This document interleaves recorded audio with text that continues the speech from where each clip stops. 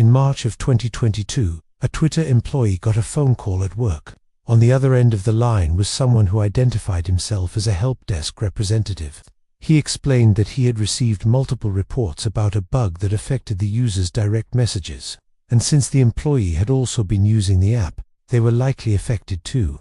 All the employee had to do was click on a link and confirm a few details to see if their account was compromised. What could go wrong? It turns out quite a lot.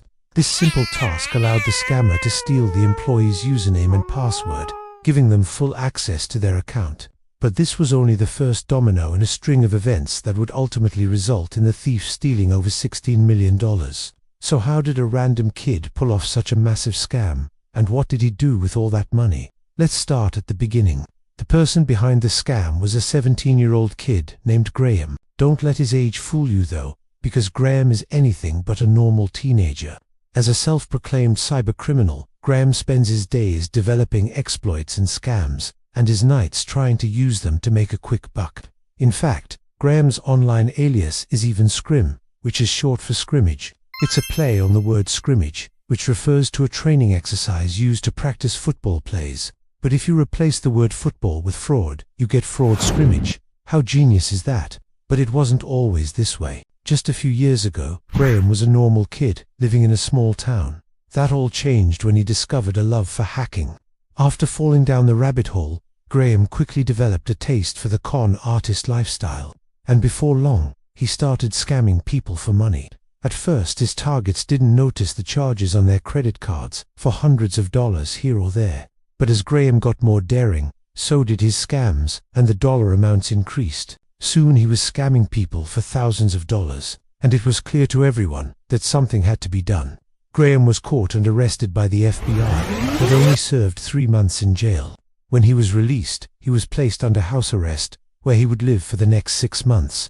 Graham spent this time doubling down on his efforts to avoid being sent back to jail. He started wearing a GPS ankle monitor and began distancing himself from his friends and family. His goal was to stay out of prison and carry out his most ambitious hack yet.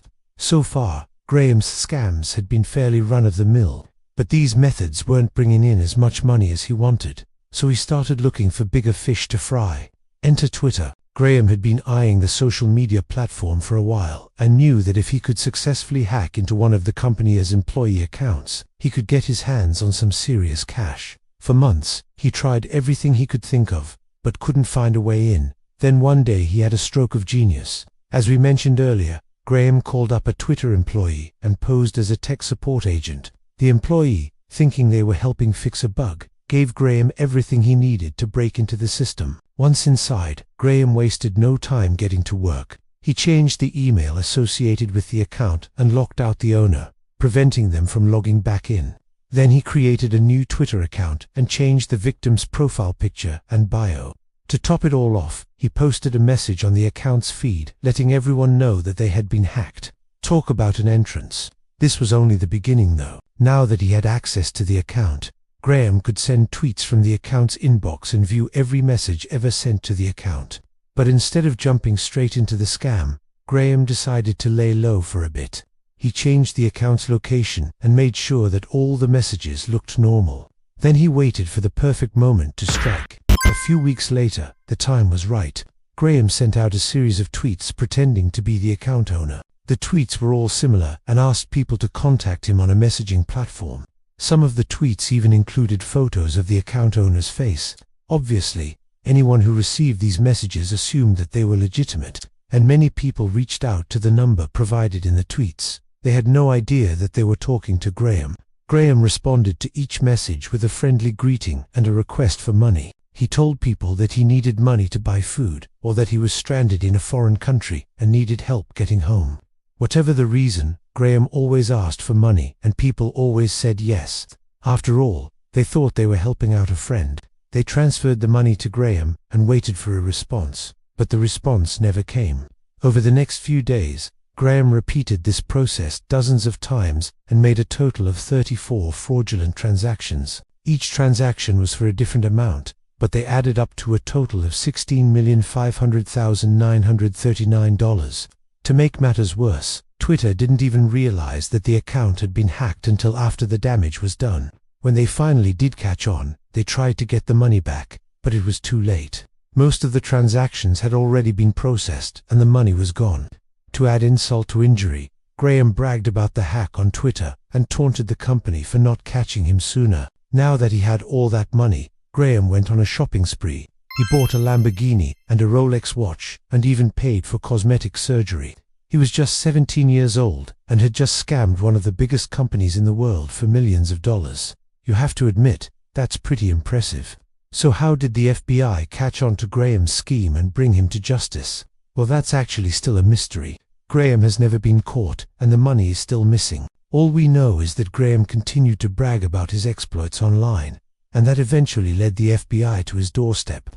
On June 8, 2022, Graham was arrested and charged with wire fraud and money laundering, but these charges were later dropped, and he was released. However, the case against him was far from over. In December of 2022, Graham was hit with 25 new charges related to the Twitter hack. These charges included conspiracy to commit wire fraud, intentional damage to a protected computer, and unlawful monetary transactions. If convicted, Graham could face up to 37 years in prison. One piece of evidence that linked Graham to the crime was an extortion message sent to a Twitter executive.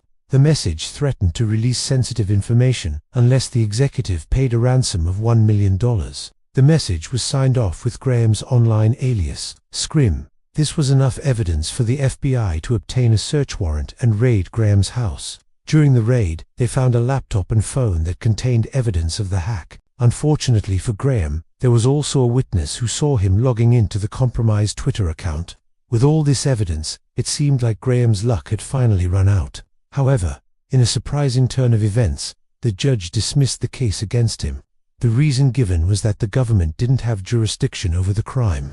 Even though the hack had taken place in California, Graham was only charged in Massachusetts. This meant that the case had to be tried in the state where the crime had occurred. As you can imagine, this ruling was met with a lot of criticism. Many people felt that the government was not doing enough to protect its citizens from cybercrime. Others felt that the ruling would encourage more young people to engage in criminal activity. Whatever the case may be, this is the latest development in the Twitter hack saga. As of right now, Graham is a free man, but he will have to live with the consequences of his actions forever.